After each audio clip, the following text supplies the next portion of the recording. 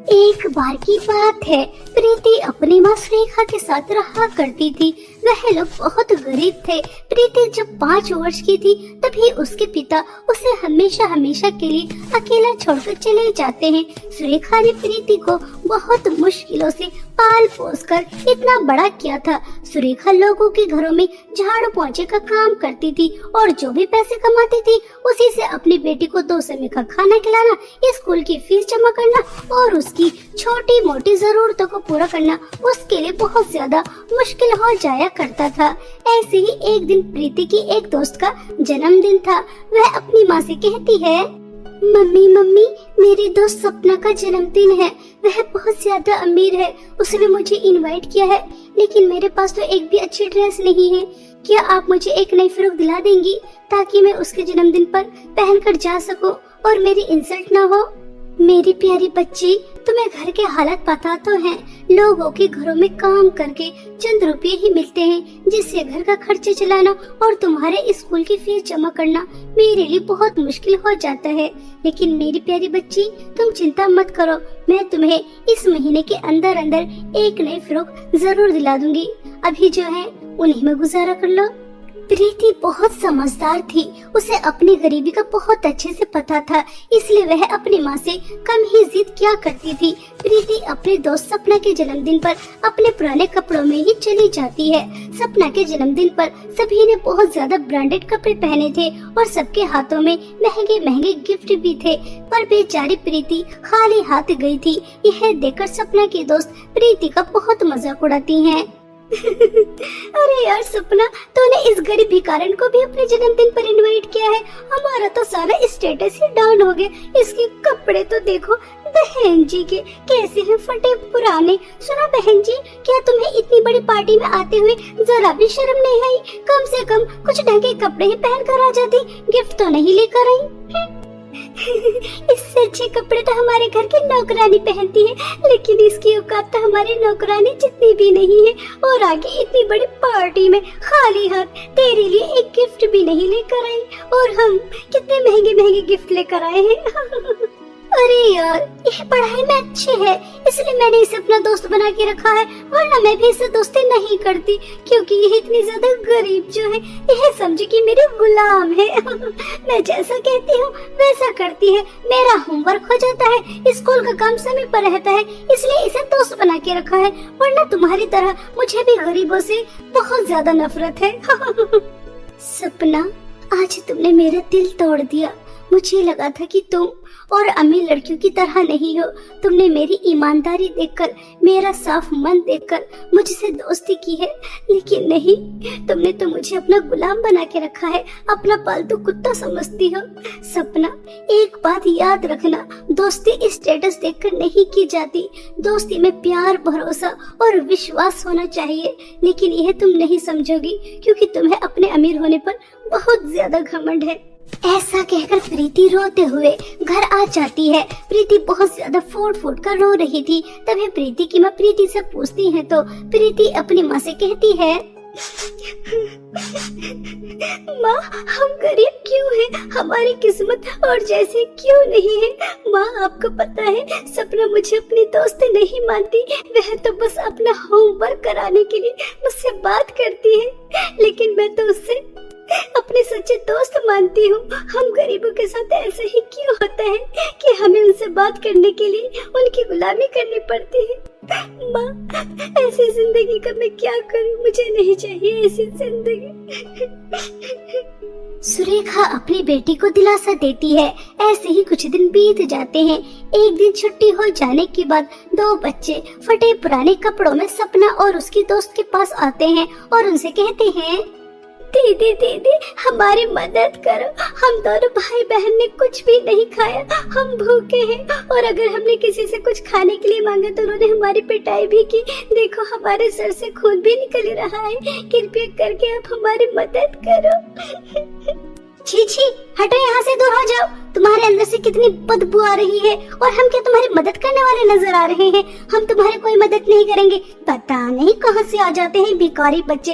तुम्हारे माँ बाप कहाँ हैं? लगता है उन्होंने तुम्हें भीख मांगने के लिए बाहर निकाल दिया। चलो जाओ यहाँ से, सारा मूड खराब कर दिया।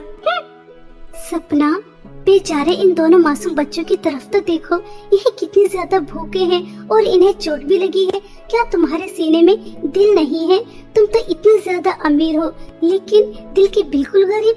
प्यारे बच्चों, मेरे पास तुम्हें देने के लिए ज्यादा नहीं है, ये लो 20 रुपए हैं। सपना यार देख तो, एक भिखारिन कैसे दूसरी भिखारियों की चिंता कर रही है।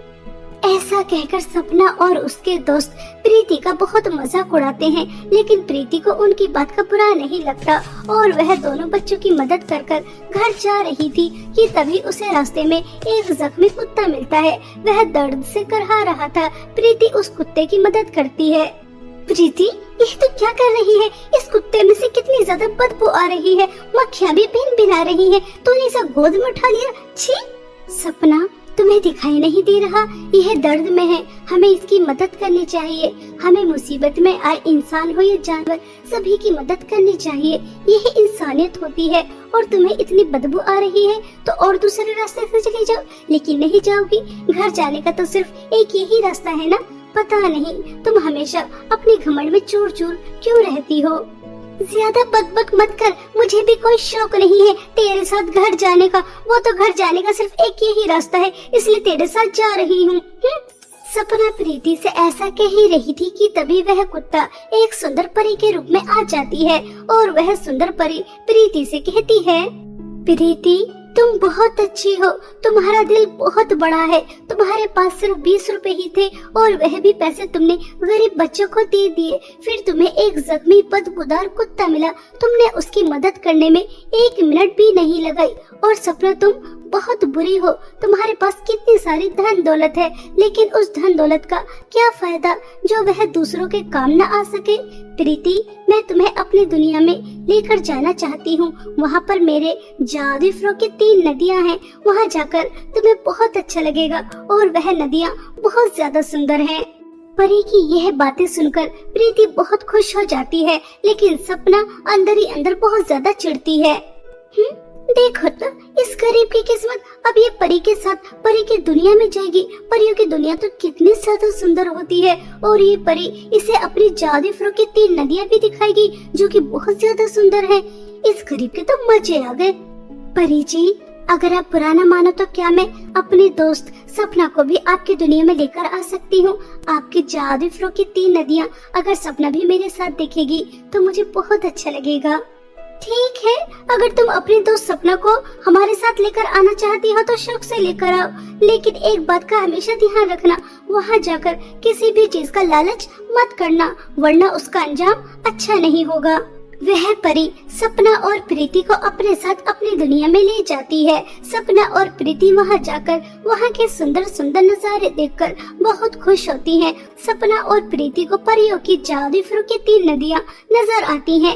एक नदी के पास सोने का फ्रॉक था, दूसरी नदी के पास चांदी का फ्रॉक था और तीसरी नदी के पास फटा पुराना बहुत बेकार सा फ्रॉक था, जिन्हें देखकर प्रीति और सपना दोनों ही चौंक जाती हैं। तभी वहाँ पर रानी परी आती है और वह सपना और प्रीति से कहती है, तुम्हारे सामने परियों की 3 फ्रॉक की नदी है। अगर तुम जादुई तीसरी नदी का फ्रॉक पहनती हो तो तुम एक ऐसी दुनिया में पहुंच जाओगी जहां पर लोगों को मदद की जरूरत है। वहां जाकर तुम उनकी सेवा करोगी, लेकिन उसके बदले तुम्हें कुछ भी नहीं मिलेगा। और अगर तुम जादुई सोने और चांदी की नदी के फ्रॉक पहनती हो तो तुम्हें बहुत सारी धन दौलत मिलेगी। अब तुम्हारे हाथ में है कि तुम परियों की जादुई फ्रॉक की कौन सी नदी का कौन सा फ्रॉक पहनना चाहती हो। परी जी, मुझे आपकी जादुई तीसरी नदी का फ्रॉक चाहिए ताकि मैं मुसीबत में आए लोगों की मदद कर सकूं। मुझे धन दौलत का लालच नहीं है, मेरे पास जो भी है मैं उसी में खुश हूँ। हमेशा तो बेवकूफ ही रहना, तो इतनी ज्यादा गरीब है फिर भी तो लोगों की भलाई के बारे में सोच रही है। तो जैसा पागल मैंने आज तक नहीं देखा। मेरे पास तो इतनी सारी धन दौलत है, फिर भी मुझे तो धन दौलत ही चाहिए जिसकी मदद से मैं पूरी दुनिया पर राज करूंगी। पर मुझे आपकी सोने की फ्रॉक की नदी का सोने का फ्रॉक और चांदी की फ्रॉक की नदी का चांदी का फ्रॉक चाहिए ताकि मैं बहुत ज्यादा अमीर हो जाऊं। परी प्रीति को तीसरी नदी का फटा पुराना फ्रॉक पहनने के लिए दे देती है, जिसे पहनते ही वह बहुत ज्यादा सुंदर हो जाती है और उसके सामने धन दौलत का अंबार लग जाता है। और जैसे ही सपना जादू सोने की फ्रॉक पहनती है तो वह बहुत ज्यादा बदसूरत हो जाती है। उसके बाद वह जादू चांदी की फ्रॉक पहनती है तो उसे करंट लगना शुरू हो जाता है। वह जोर जोर से चिल्लाती है। तभी परी सपना से कहती है, तुम जानती हो तुम इतनी ज्यादा बदसूरत क्यों हो गई? क्योंकि तुमने धन दौलत का लालच किया और मैंने तुम्हें पृथ्वी पर ही बता दिया था कि वहाँ जाकर तुम्हें लालच नहीं करना। अपने दोस्त को देखो, उसके पास कुछ भी नहीं था, गरीब थी, फिर भी उसने दूसरों की मदद करने का फैसला किया, धन दौलत का लालच नहीं किया। परी जी, सपना को दर्द हो रहा होगा, प्लीज आप इसे ऐसी सजा मत दीजिए, इसे पहले की तरह ठीक कर दीजिए। यह मेरी दोस्त है और मैं अपने दोस्त को इस हाल में नहीं देख सकती। अगर आप चाहो तो आपने मुझे जो भी कुछ दिया है वह आप वापस ले सकती हैं, लेकिन मेरी दोस्त को ठीक कर दो। प्रीति, तुम कितनी अच्छी हो, मैंने तुम्हारे साथ कितना बुरा किया, तुम्हारी गरीबी का मजाक उड़ाया, तुम्हें कभी अपनी दोस्त नहीं समझा और तुम मेरे लिए इतना सब कुछ कर रही हो। आज मुझे समझ में आ गया कि दोस्ती क्या होती है, मुझे दोस्ती का मतलब समझ में आ गया। मेरी प्यारी दोस्त, हो सके तो मुझे माफ कर देना। सपना प्रीति से सच्चे दिल से माफी मांग रही थी, इसलिए वह पहले की तरह सुंदर हो जाती है और उसे करंट भी नहीं लगता। और अब सपना प्रीति की सबसे अच्छी और सच्ची दोस्त बन जाती है। सपना और प्रीति परी की दुनिया से वापस आ जाती हैं और पृथ्वी पर आकर एक साथ हंसी खुशी रहती हैं। और अब प्रीति भी बहुत ज्यादा अमीर हो चुकी थी, वह अपने साथ साथ और भी लोगों की बहुत मदद करती है। बहुत समय पहले की बात है, रामपुर नामक गांव में खुशी अपनी मां सावित्री के साथ रहती थी।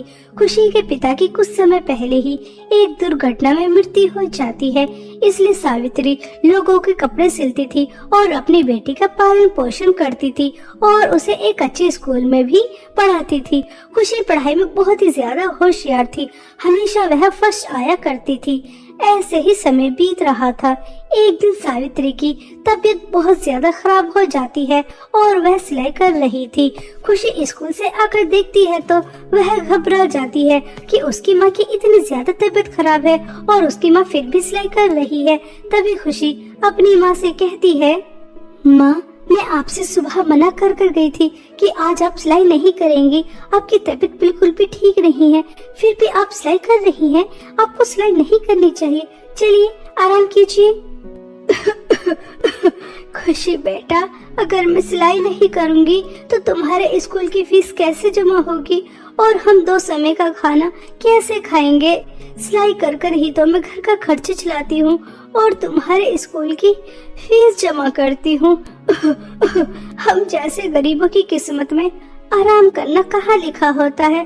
तुम मेरी चिंता मत करो, अभी तबीयत खराब है, थोड़ी देर बाद ठीक हो जाएगी। नहीं माँ, मैं आपको इतनी ज्यादा तबीयत खराब में सिलाई करने नहीं दूंगी। आपको इतने समय से सिलाई करते हुए देख रही हूँ, तो इतनी सिलाई करनी तो मुझे भी आ गई कि मैं कपड़े सिल सकूं। बस आप आराम कीजिए। तुम बहुत जिद्दी हो, मेरी एक नहीं सुनती। इस तरह खुशी जिद कर कर अपनी माँ को दवाई खिलाकर सुला देती है और खुद सिलाई करने बैठ जाती है। खुशी पहली बार मशीन पर बैठी थी और पहली ही बार में एक बहुत ज्यादा सुंदर फ्रॉक बनाकर तैयार करती है, जिसे देखकर सावित्री भी चौंक जाती है और वह अपनी बेटी से कहती है, अरे वाह बेटी, तुमने तो कितनी ज्यादा सुंदर फ्रॉक तैयार की है। ऐसी फ्रॉक तो मैं भी तैयार नहीं कर पाती। तुम तो पढ़ाई करने के साथ साथ सिलाई करने में भी होशियार हो। अपनी माँ के मुंह से तारीफ सुनकर खुशी बहुत ज्यादा खुश होती है।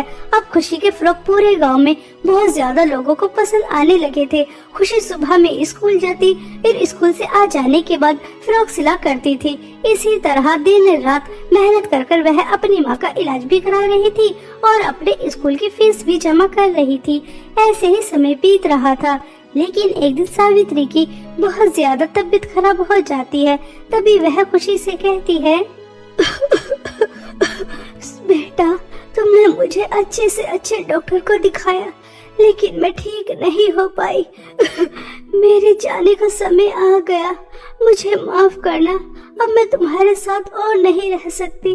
अपना ख्याल रखना और इसी तरह मेहनत करती रहना। खुशी बेटा, तुम बहुत अच्छी हो। तुमने अपनी माँ का बहुत अच्छे से ख्याल रखा। भगवान करे सबको ऐसी बेटी मिले। माँ, आप कैसी बातें कर रही हैं? मैंने अभी सिर्फ आपको गांव के अच्छे डॉक्टर को दिखाया है। मैं आपको शहर लेकर जाऊंगी और वहाँ के डॉक्टर को दिखाऊंगी। आप बिल्कुल ठीक हो जाएंगी, आपको कुछ नहीं होगा। मैं आपको कुछ नहीं होने दूंगी माँ। नहीं बेटा, अब शहर जाकर भी कुछ नहीं होगा। अपना अच्छे से ख्याल रखना बेटा। इतना कहते ही सावित्री अपनी आंखें हमेशा हमेशा के लिए बंद कर लेती है। अपनी माँ को इस तरह से दुनिया से जाता हुआ देखकर खुशी बहुत ज्यादा फूट फूट कर रोती है। नहीं माँ, आप मुझे इस तरह से अकेला छोड़ के नहीं जा सकती। मैं आपके बिना कैसे रहूंगी? पहले पिताजी चले गए और अब आप। माँ, अपनी आंखें खोलिए। आप अपनी बेटी को अकेला छोड़ के नहीं जा सकती। मैं आपको शहर लेकर जाऊंगी और वहाँ एक अच्छे डॉक्टर को दिखाऊंगी। माँ, कृपया करके अपनी आंखें खोलिए। अपनी बेटी को इस तरह से अकेला छोड़कर मत जाइए माँ। माँ, अपनी आंखें खोलिए। इस तरह से खुशी बहुत ज्यादा रोती है और कुछ समय बाद अपनी माँ का दाह संस्कार कर देती है। अपनी माँ के इस तरह से दुनिया से जाने के बाद खुशी बिल्कुल अकेली रह जाती है और बिल्कुल उदास रहने लगती है।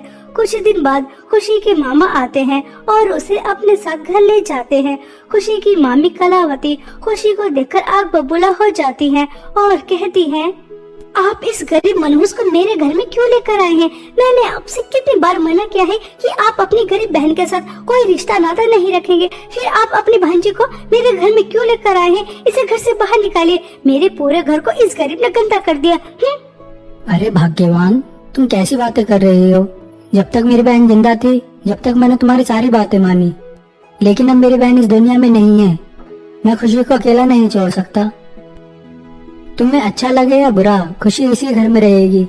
मैं एक काम के सिलसिले से शहर जा रहा हूँ, तुमसे आकर बात करूँगा।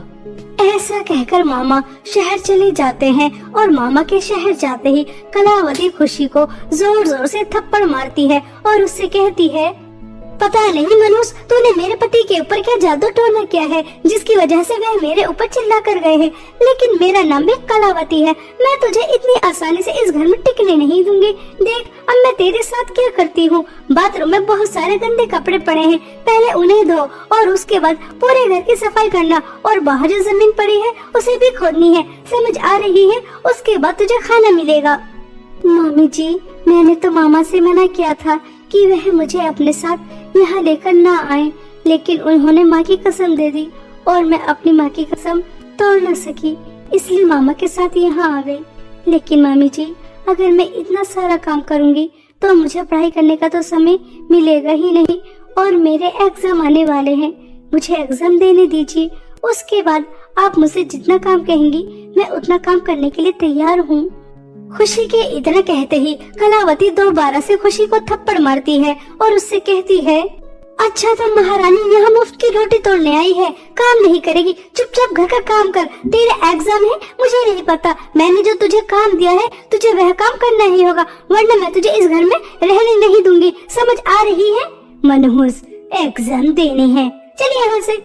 ऐसा कहकर कलावती वहाँ से चली जाती है। बेचारी खुशी अपनी माँ की कसम भी नहीं तोड़ सकती थी और वह इतना सारा काम करने के साथ साथ पढ़ाई भी नहीं कर सकती थी, इसलिए वह चुपचाप रोते हुए घर के काम में जुट जाती है। पहले बहुत सारे कपड़े धोती है, उसके बाद पूरे घर की सफाई करती है और बाद में जमीन खोदने चली जाती है। इस तरह काम करने में सुबह से शाम कब हो जाती है खुशी को पता ही नहीं चलता। तभी खुशी अपनी मामी के पास जाती है और उनसे कहती है, मामी जी, आपने मुझे जो भी काम दिया था मैंने सब काम कर दिया है। आपने कहा था ना कि आप मुझे काम करने के बाद खाना देंगी, मुझे खाना दे दीजिए, बहुत तेज भूख लगी है। हाँ हाँ मनहूस, मुझे अच्छी तरह से पता है, मुझे याद दिलाने की कोई जरूरत नहीं है। किचन में मैंने प्लेट में तेरा खाना निकाल कर रख दिया है, जा मनहूस उसे खा ले। खुशी को बहुत तेज भूख लगी थी। वह तुरंत किचन में जाकर देखती है तो प्लेट में एक सूखी रोटी चटनी के साथ रखी थी, जिसे देखकर खुशी बहुत ज्यादा रोती है। सुबह से लेकर शाम तक मैंने किस तरह से मेहनत करके काम किया और उसके बदले मुझे मामी जी ने खाने के लिए क्या दी? एक सूखी रोटी, वो भी चटनी के साथ। ये मैं कैसे खा सकती हूँ? मामा जी, आप मुझे मेरे घर से क्यों लेकर आए? आप तो शहर चले गए, लेकिन आपको क्या पता आपके जाने के बाद मामी जी मेरे ऊपर कितना अत्याचार कर रही है। मैं इस घर को छोड़कर भी नहीं जा सकती। अब मैं क्या करूँ? मुझे तो कुछ भी समझ में नहीं आ रहा। इस तरह खुशी बहुत रोती है, लेकिन उसे बहुत तेज भूख लगी थी। वह उस रोटी को पानी के सहारे खा लेती है। अब इस तरह से रोज होने लगा था। कलावती रोज इसी तरह पूरे दिन काम करवाती और रात को सूखी रोटी चटनी के साथ खाने के लिए दे देती, ताकि खुद खुशी इस घर को छोड़कर चली जाए। ऐसे ही समय बीत रहा था। एक दिन खुशी जमीन की खुदाई कर रही थी, तभी वह देखती है कि जमीन के अंदर एक जख्मी चिड़िया है, जिसे देखकर खुशी घबरा जाती है। अरे, ये चिड़िया तो कितनी ज्यादा जख्मी है। अगर अभी इसके जख्मों पर दवाई नहीं लगी तो यह मर जाएगी। मुझे अभी इसके जख्मों पर दवाई लगानी चाहिए। ऐसा कहकर खुशी उस जख्मी चिड़िया को अपने साथ अंदर लेकर आ जाती है और उसके जख्मों पर हल्दी का लेप लगाती है। हल्दी का लेप लगाने से वह चिड़िया कुछ ही समय में बिल्कुल ठीक हो जाती है और वह एक सुंदर परी के रूप में आ जाती है, जिसे देखकर खुशी चौंक जाती है। तभी वह परी खुशी से कहती है, खुशी, मैं एक परी हूँ। मुझे मेरी माँ पृथ्वी पर आने से मना करती थी, लेकिन मैं छुपकर पृथ्वी पर आ गई और पृथ्वी पर आते ही एक जादूगरनी ने मुझ पर हमला कर दिया। वह मेरी सारी शक्तियाँ छीनकर बहुत ज्यादा शक्तिशाली होना चाहती थी, लेकिन वह इस चीज में कामयाब नहीं हो पाई। तभी गुस्से में आकर उसने मुझे चिड़िया बना दिया और इस जमीन में दाब दिया। तुम्हारा बहुत बहुत धन्यवाद। तुम्हारी वजह से मैं अपने असली रूप में आ गई और मुझे तुम्हारे बारे में भी सब पता है कि तुम्हारी मामी तुम्हारे ऊपर कितना अत्याचार करती हैं। लेकिन अब तुम्हें परेशान होने की कोई जरूरत नहीं है, क्योंकि मैं तुम्हें 2 जादुई फ्रॉक देती हूँ। जादुई सोने और चांदी के।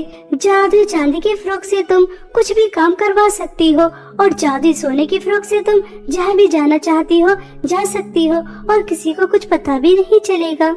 खुशी परी को धन्यवाद कहती है और परी खुशी को जादुई सोने और चांदी के 2 फ्रॉक देकर वहाँ से चली जाती है। तभी खुशी जादुई चांदी की फ्रॉक से घर का सारा काम करने के लिए कहती है। जादुई चांदी की फ्रॉक घर का सारा काम करती है और खुशी रात दिन पढ़ाई करती है। इसी तरह 2 दिन बीत जाते हैं और जादुई सोने की फ्रॉक पहनकर खुशी एग्जाम देने चली जाती है। इसी तरह खुशी जादुई सोने और चांदी की फ्रॉक की मदद से अपने सभी एग्जाम दे देती है। तभी एक दिन कलावती सोचती है, मैं इस मनहूस को कितना ज्यादा टॉर्चर करती हूँ, लेकिन इसे तो कुछ फर्क ही नहीं पड़ता। इनके आने में भी सिर्फ 2 ही दिन बाकी हैं। उसके बाद तो इस मनहूस के और भी ज्यादा पढ़ निकल आएंगे। मैंने सोचा था कि मैं इसे ज्यादा से ज्यादा काम कराऊंगी और इसे एग्जाम नहीं देने दूंगी तो उल्टे पैरों यहाँ से भाग जाएगी, लेकिन ये तो यहाँ से जा ही नहीं रही। सूखी रोटी खा खाकर मोटी और हो रही है। कहीं न कहीं कुछ तो गड़बड़ है जो मुझे नजर नहीं आ रही, वरना इतना काम कर कर तो आम इंसान मर ही जाए। इस तरह से कलावती को खुशी के ऊपर शक हो जाता है और एक दिन कलावती का शक यकीन में बदल जाता है और उसे पता चल जाता है कि खुशी के पास जादुई सोने और चांदी की 2 फ्रॉक है, जिसकी मदद से वह आसानी से उसके घर में रह रही है। तभी एक दिन कलावती वह दोनों जादुई सोने और चांदी की फ्रॉक स्टोर रूम में से अपने साथ लेकर आ जाती है और जैसे ही उन्हें जलाने की कोशिश करती है, लेकिन वह फ्रॉक तो नहीं जल पाते। कलावती के चारों तरफ आग लगनी शुरू हो जाती है। कलावती आग से निकलने की बहुत कोशिश करती है, लेकिन वह नहीं निकल पाती। तभी वहाँ खुशी आती है और वह जादुई सोने और चांदी की फ्रॉक से कहती है, जादुई सोने और चांदी की फ्रॉक, परी ने मुझसे कहा था कि आप बुरे लोगों को बिल्कुल भी बर्दाश्त नहीं करते, आप उन्हें कड़ी से कड़ी सजा देते हैं, लेकिन मैं अपनी मामी को इस तरह से आग में जलते हुए नहीं देख सकती। कृपया करके इन्हें आग से बाहर निकाल दीजिए, आपकी बहुत बड़ी मेहरबानी होगी। खुशी, तुम ऐसी दुष्ट औरत को बचाना चाहती हो जिसने तुम्हारे ऊपर इतना अत्याचार किया और तुम्हारे ऊपर दोबारा से अत्याचार कर सके, इसलिए हम दोनों को जलाना चाहती थी। इंसान को इतना भी अच्छा नहीं होना चाहिए कि उसकी अच्छाई का लोग बहुत फायदा उठाने लगे, लेकिन अगर तुम चाहती हो कि हम इस दुष्ट औरत को छोड़ दें तो हम इसे छोड़ देते हैं। जादुई सोने और चांदी की फ्रॉक की बातें सुनकर कलावती को अपने के पर बहुत पछतावा होता है और वह खुशी से माफी मांगती है। खुशी भी अपनी मामी को माफ कर देती है। इसी तरह खुशी जादुई सोने और चांदी की फ्रॉक की मदद से अपनी मामी के साथ एक हंसी खुशी जीवन बिताती है।